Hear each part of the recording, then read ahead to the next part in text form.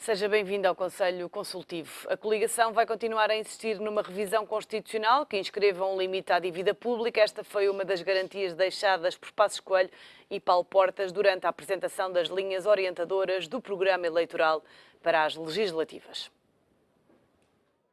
Estabilidade é a palavra-chave no guião do PSD e do CDS para as próximas legislativas. Num discurso sem surpresas, os partidos da coligação apresentaram esta quarta-feira as linhas gerais do programa eleitoral, seguindo à risca as orientações do programa de estabilidade enviado para Bruxelas em abril. Passos e Portas não fizeram promessas, mas deixaram 9 garantias aos portugueses, em grande parte centradas nas áreas sociais. Batalhar por um crescimento económico entre os 2% e 3% nos próximos 4 anos, baixar a taxa de desemprego para a média europeia, eliminar progressivamente a sobretaxa de IRS e garantir a reforma da segurança social por consenso e com respeito ao Tribunal Constitucional. São algumas das orientações que a coligação promete seguir. Compromissos assentes na segurança e na previsibilidade, destaca Passos Coelho, para evitar mais sobressaltos no futuro. Os eleitores estão cansados de invenções e desconfiam profundamente de quem quer sempre mudar tudo, acreditando quase na providência para que tudo, mesmo o desconhecido, acabe por resultar em bem. Nós temos uma estratégia que o país conhece, mas nem todo o país a pôde observar enquanto se falava do déficit e da dívida. Hoje será possível focar a atenção dos governantes e dos portugueses nos objetivos essenciais que temos de cumprir para o futuro. Outra das apostas do atual Executivo passa por recuperar o debate da regra de ouro, ou seja, inscrever na Constituição um limite à dívida pública. O repto foi lançado ao Partido Socialista, que esteve aliás omnipresente ao longo da noite. Foram muitos os recados deixados pelos dois líderes ao largo do rato. Os programas que são feitos com base num leilão de promessas, como se tratasse de vender bacalhau a pataco, dizem a cada um o que cada um, se calhar, quer ouvir. Mas não cumprem com o interesse nacional, porque não explicam como é que tudo se financia e através de quem se paga a fatura. O conceito de garantias é completamente diferente. Nós fazemos deliberadamente escolhas. E dizemos a todos os portugueses aquilo que, com realismo, com prudência, mas também com esperança, nós consideramos que é essencial para os próximos 4 anos. O programa final da coligação para as legislativas vai ser apresentado no final do mês. Até lá, os dois partidos vão debater internamente as linhas gerais definidas até agora. É um dos temas em análise pelos comentadores do ETV, Mário Caldeira Dias e Miguel Prata Roque. Muito obrigada a ambos pela presença neste Conselho Consultivo. Mário Caldeira Dias, olhando para as linhas gerais apresentadas pela coligação governamental, como é que as avalia? Foram ao encontro das suas expectativas ou não? Isto não tem sequer expectativas, porque quando foi o documento da reforma do Estado do Paulo Portas, já tínhamos dito aqui que de uma semana ninguém se lembrava do documento. Este ainda é pior, este já é um nado morto, apenas acabou, nasceu já morto, que isto de facto não é nada. E aqui a ideia que dá é que a coligação, à última da hora, no dia anterior, fez em cima de um joelho este documento, só para não deixar o terreno todo ao Partido Socialista e enfim, a tudo o que decorre hoje da Convenção e tudo isso, não é? Porque de facto, se começarmos a dissecar um pouco mais, são expressões absolutamente inapropriadas para aquilo que procura ser ou será um futuro programa do Governo. Logo a primeira que fala no crescimento económico, que é uma coisa importante, dizem no que de nós depender. É claro que se isto acontecer, dependeu deles. Se não acontecer, dependeu de outras coisas, não é? Tirando o princípio de que, de facto, o crescimento económico não se decreta. E depois eles usam expressões como do género. A nossa ambição.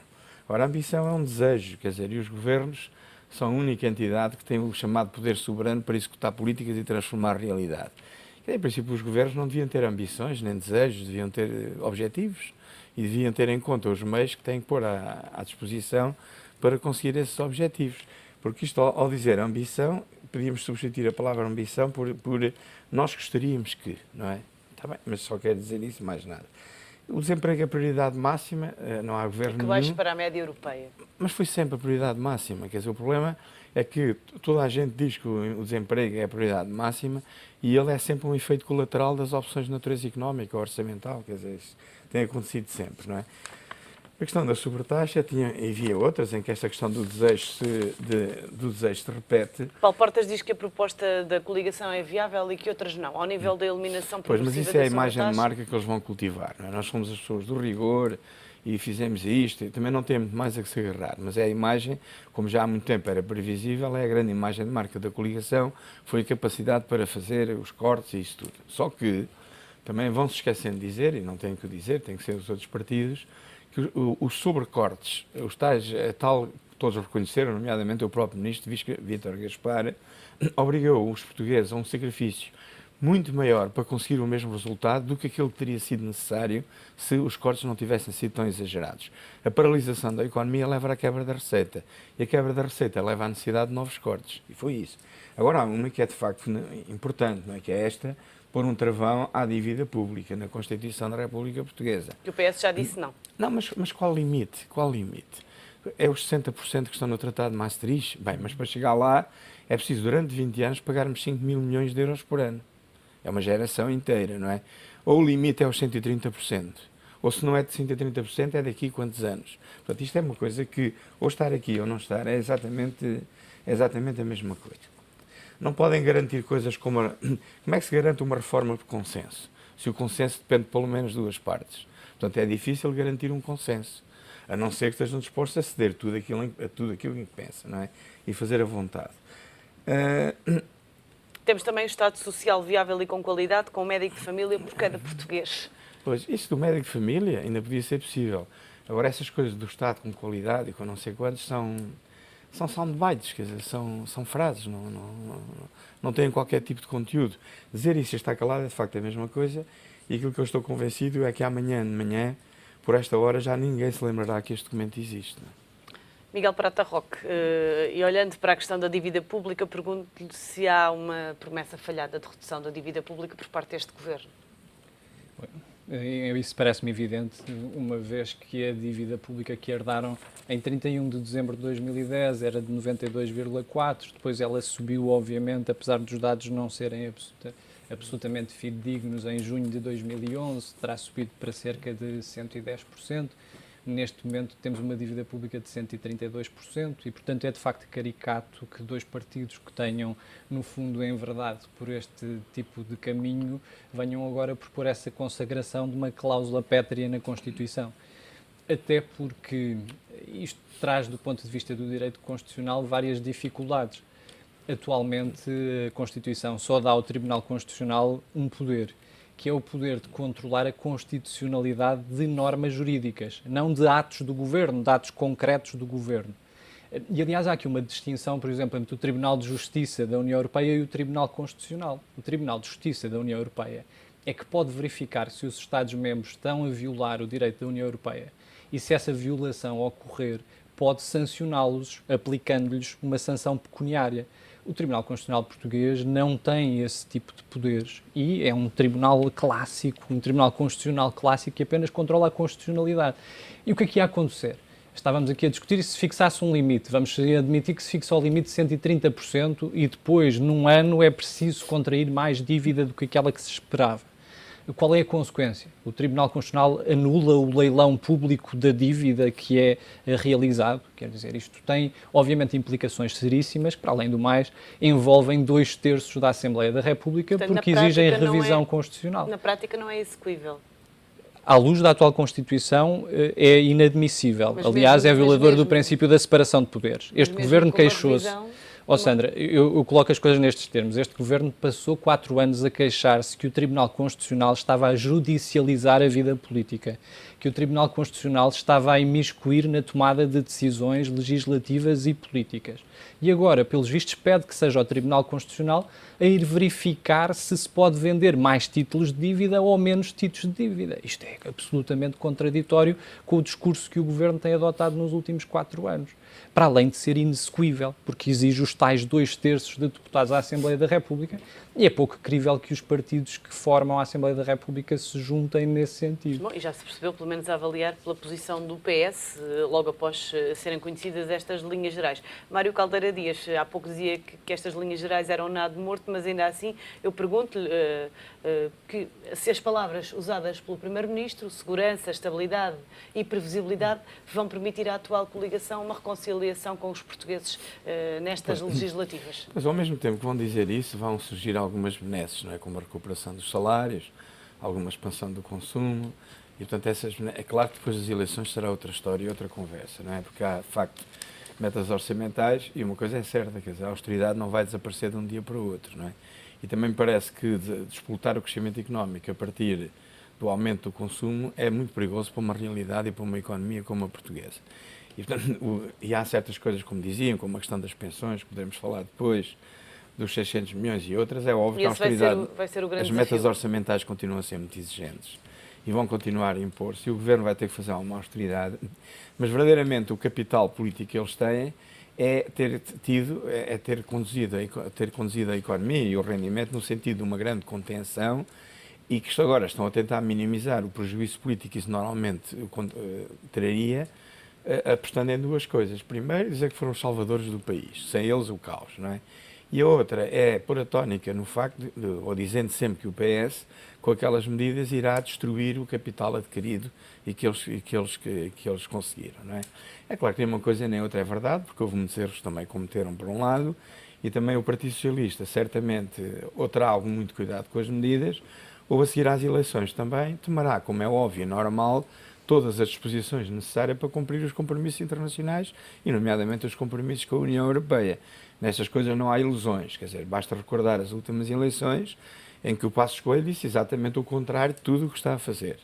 Espero que o PS, que está a ser mais cauteloso, não tenha que o fazer, embora é certo que nada no pós-eleições corre tudo como se esperava antes das eleições. E sobre isso não acontecerá nunca. Não é? As propostas para a sustentabilidade da segurança social?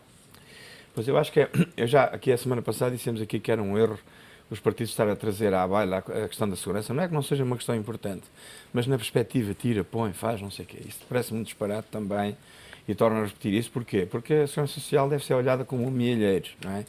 Um milheiro em que o problema é o dinheiro que lá pomos, não é o dinheiro que tiramos. E o milheiro também não se deve abrir um milheiro para tirar dinheiro para ir às compras ou para ir almoçar. Portanto, a segurança social, de facto, ainda hoje a OCDE veio dizer que o problema da sustentabilidade pode não se pôr nos próximos 20 anos, mas de qualquer modo é um problema tão sensível que traz atrás de si expectativas de pessoas, que são muitas, são milhões delas, em que olham para a velhice como uma situação de extrema fragilidade e querem olhar para a segurança social como uma coisa adquirida, como um porto sólida, perspectiva, um tal porto seguro, em que o grande problema é como se há de aumentar a receita no futuro e como se há de adaptar regras da segurança social à sua sustentabilidade. E não o dinheiro que se há de tirar para aqui ou tirar para ali, ou pôr lá rendimentos incertos como da TSU. Quer dizer, portanto, não é uma coisa que se preste a grandes divagações ou a grandes aventuras. Não é? E por falar em TSU, Miguel Prata Roca, a verdade é que sabe-se que António Costa diz que vai mesmo avançar a descida da TSU, quer para trabalhadores, quer para empresas. Pegando aqui nas palavras do Mário, não fica dependente de uma medida incerta esta descida da TSU. O PS já explicou como é que vai compensar esta medida? Há vários aspectos que eu gostava de realçar. Em primeiro lugar, trago aqui alguns dados curiosos sobre transferências de fundos de pensões para a Caixa Geral de Aposentações e para a Segurança Social. Em 1993 foi transferido o Fundo de Pensões de Macau, em 96 do Banco Nacional Ultramarino, em 99 da RDP, em 2003 dos CTT. Foram transferidos 1.200 milhões para a Caixa Geral de Aposentações. Em 2004, Caixa Geral de Depósitos, ANA e NAV, Imprensa Nacional Casa da Moeda. Ao todo, 3 mil milhões de euros. Em 2010, da PT, 2.700 milhões. Ou seja, o Estado tem utilizado os fundos de pensões de empresas públicas e de empresas privadas como, de facto, um mielheiro, como estava aqui a dizer, precisamente no sentido de sempre que é preciso corrigir o déficit, vai-se buscar esta receita extraordinária. Em 2011, Vítor Gaspar foi chamar o Fundo de Pensões dos Bancários, que acrescentou 6 mil milhões de receitas ao Orçamento do Estado, mas que ao mesmo tempo gera 500 milhões por ano de despesa. Ou seja, o Estado tem feito dos fundos de pensões, no fundo, uma receita extraordinária que acaba por ser uma tábua de salvação cada vez que precisa de corrigir o déficit. Isso tem acrescento. Óbvio, qual é a consequência disto? É que, obviamente, as pensões desses fundos têm que ser pagas pela Segurança Social. E, portanto, quando nós estamos a falar neste momento, há uma transferência anual do Orçamento de Estado de 800 milhões de euros para o Fundo de Estabilidade da Segurança Social. Aliás, para o Instituto de Segurança Social para efeitos de pagamento de pensões. É um pouco estranho, por exemplo, que o Primeiro-Ministro critique esta descida de 4% da TSU para as empresas e outros 4% para os empregadores, quando o próprio Plano de Estabilidade fala precisamente nisso. Não só na redução das contribuições para a Segurança Social por parte dos empregadores, como também o próprio plafonamento das pensões máximas. E, portanto, não se consegue perceber como é que o Primeiro-Ministro critica ao mesmo tempo uma coisa que propõe a Bruxelas e que fez aprovar em Assembleia da República. Vamos olhar também para a privatização da TAP. Os candidatos têm até às 5 da tarde de hoje para entregar as propostas melhoradas. Ontem tivemos a entrega de uma providência cautelar ao Tribunal. Este processo está parado ou a providência cautelar não conseguiu, de facto, travar este processo? Bom, isto é algo que eu costumo ensinar aos meus alunos de Direito Administrativo no segundo ano, que é uma situação muito básica. Muitas vezes ouve-se na comunicação social, foi aceita uma providência cautelar pelo Tribunal e, aliás, corre na comunicação social, dá até a ideia que o Supremo Tribunal Administrativo já se pronunciou sobre a questão. Ora, isso não é absolutamente rigoroso. A Lei Processual Administrativa diz que o juiz, quando recebe a providência cautelar, tem que ou aceitar ou rejeitar. Mas a única coisa que faz é verificar se há certos requisitos legais que estão preenchidos. E a partir do momento em que aceita, cita a administração pública, neste caso o governo, para se pronunciar sobre ela. E durante essa fase o processo está suspenso, ou seja, a decisão administrativa está suspensa. Entretanto, o governo invocou o interesse público para certo. prosseguir Esse com é a um venda da mecanismo TAP. previsto pela lei, o artigo 128 permite que a autoridade administrativa diga não, aqui há um especial interesse público a prosseguir. E, ao abrigo do princípio da separação de poderes, lá está, não devem ser os tribunais a tomar decisões políticas e executivas, devem ser os governos, porque eles é que gozam de legitimidade democrática indireta, porque têm apoio parlamentar. Eu gostava era de notar duas falhas que podem ser perigosas. O Primeiro-Ministro parece que agora está mais receoso quanto à possibilidade de prossecução deste processo. Diz, vamos a ver, espero que a providência cautelar não prejudique o processo. O que acontece é que a própria Constituição, no artigo 293, exige que o processo de reprivatização seja avaliado por duas entidades independentes. Ou seja, o próprio valor da empresa a reprivatizar tem que ser alvo de uma auditoria por duas empresas independentes. E esse foi um dos motivos para a apresentação da providência pois cautelar. É porque a Lei Quadro das Reprivatizações também fixa esse dever e diz que a escolha dessas duas entidades independentes deve ser feita através de concurso público. Ora, o decreto-lei que o Governo aprovou em 24 de dezembro de 2014 não previa nem a escolha de duas entidades independentes e muito menos a realização de concurso. E, portanto, isso pode levantar, de facto, situações muito complicadas de ilegalidade. Pode travar o processo. Há outro problema que também queria acrescentar rapidamente, é que o regulamento comunitário sobre transporte aéreo também exige que estas empresas de transporte aéreo sejam detidas a 50,1% por entidades nacionais de um dos Estados-membros. E acrescenta que o controle tem que ser efetivo por nacionais dos Estados-membros. Ora, aqui o que é que nós temos? Temos um cidadão norte-americano / brasileiro com uma empresa brasileira a candidatar-se e temos um cidadão colombiano / brasileiro que adquiriu em 2012 a nacionalidade polaca para poder concorrer ao concurso. E isto pode levantar, de facto, também problemas à luz do direito europeu. Enfim, Mário Caldeira Dias, para aquilo que percebe, uma série de constrangimentos que poderão travar a privatização da TAP. Para além disso, hoje temos então a data limite para os candidatos apresentarem as propostas. excluindo tudo aquilo que foi referido agora pelo Miguel Prata Roque e olhando só para estas propostas melhoradas, ou pelo menos pelo convite feito pelo Ministro da Economia, se de facto os dois candidatos não apresentarem propostas melhoradas, a privatização pode cair por terra? Pois pode, e ainda por cima, estas informações jurídicas que o nosso colega nos deu parecem, de facto, poder vir a perturbar o processo, mas a situação nunca é fácil, não é? Porque, por um lado, nota aquilo que nós já tínhamos aqui referido, que não houve nenhum investidor europeu, nenhuma grande companhia aérea que se interessasse pela TAP, não é? Isto é pena porque dá sempre a ideia que vai ser vendida a pessoas que não seriam aquelas as desejáveis, com todas essas características. Mas, por outro lado, também é verdade que a TAP tinha chegado a um beco, não é? E, portanto, é muito difícil sair de uma situação descapitalizada, em que provavelmente a solução era uma reestruturação profunda e um encolhimento, mas não se conseguiu encontrar aqui na TAP. Provavelmente será uma solução menos má, mas nunca a solução ideal, e pode acontecer ainda que de facto a privatização venha para trás, e nesse aspecto, se atrasar mais um pouco, será o próximo governo a tratar disso, que poderá ter uma opinião completamente diversa, ou pelo menos razoavelmente separada daquilo que é o atual governo. Mas parece-lhe que a venda da TAP é a única salvação neste momento para a companhia aérea? Eu não sei se a venda a estas pessoas será, mas não, a TAP tinha chegado, devido à grande dívida que tinha, ao papel dos sindicatos pilotos, ao teu problema de instabilidade social, muito fizeram, muito contribuíram para esta situação, a TAP foi-se transformando num luxo que dificilmente os portugueses podem sustentar. E a alternativa era, de facto, para o Estado lá meter dinheiro, tinha que haver um processo de reestruturação profundo. E podia ter havido esse processo há mais tempo? Mas esse processo significaria sempre um encolhimento muito grande. Seria uma TAP muito mais pequena do que aquela que conhecemos hoje. Mário Caldeira Dias, Miguel Prata Roque, muito obrigada pela vossa presença e análise neste Conselho Consultivo, que hoje fica por aqui.